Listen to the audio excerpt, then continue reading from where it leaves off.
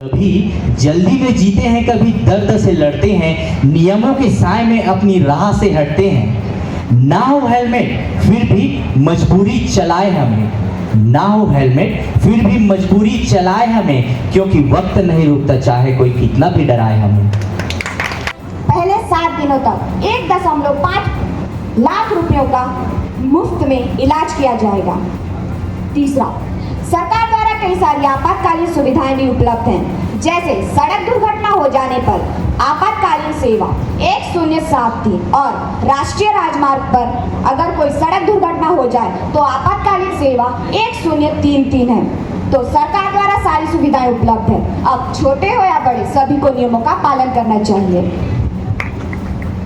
माननीय जी, राष्ट्रीय सड़क सेवा माह जैसे अभियानों का उद्देश्य सड़क दुर्घटना में होने वाले मैं ये बता देना चाहता हूँ, हमारे देश में सबसे ज्यादा नियम कानून तोड़ने में अव्वल हमारे देश के युवा है। अगर आंकड़ों में कहूँ 2019 से लेके 2024 के बीच में कुल 754 सड़क दुर्घटनाएं और 321 मौतें दर्ज हुई हैं, और ये वही युवा है जिनकी आयु 18 या 18 से कम है। जहाँ तक बात हो नियम कानून की, हमारे देश में एक एक्ट है मोटर व्हीकल एक्ट, जो कि 1988 को हमारे देश में लागू किया गया था। उसमें भी 5 बार अमेंडमेंट हुए।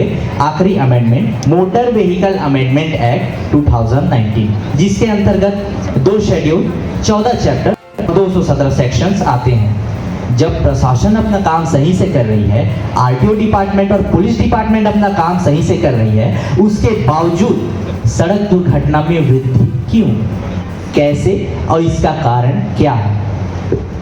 आंकड़ों में कहूँ, पिछले 6 साल 2019 से 2024 के बीच में कुल 79,523 सड़क दुर्घटनाएं दर्ज हुई हैं। ये तो 6 साल की आंकड़े हो गए।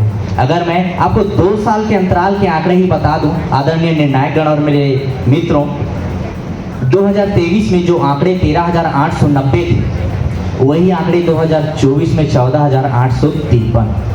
प्रतिशत में देखा जाए सीधा 10.28% की वृद्धि। इसका कारण क्या है? और जहां तक बात हो नियम कानून ना मानने की, तो मैं कुछ शब्द बयां करना चाहता हूं आपके सामने। जीवन का एक महत्वपूर्ण भाग है। हमारे देश में हर साल लगभग 4.8 लाख सड़क दुर्घटनाएं होती हैं, जिनमें 1.8 लाख लोग मारे जाते हैं, यानी हर 4 मिनट में 1 मौत। आंकड़े बताते हैं कि इन सड़क दुर्घटनाओं में 66% पीड़ित 18 से 35 साल के युवा होते हैं।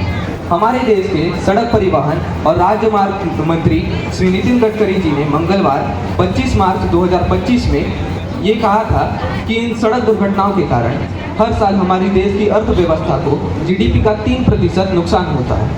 यदि हम हाईवे पर लेन डिसिप्लिन का पालन करें और सिटी में ट्रैफिक नियमों का पालन करें, तो हाईवे और ट्रैफिक सुचारू होंगी और सड़क दुर्घटना होने की संभावनाएं घट जाएगी।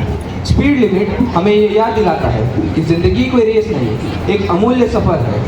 हेलमेट और सीट बेल्ट केवल प्लास्टिक और पट्टे नहीं, बल्कि जिंदगी और मृत्यु के बीच एक ढाल है।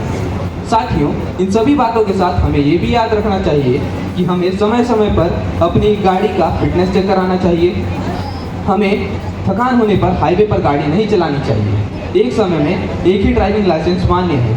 ना खराब या ना चलने वाले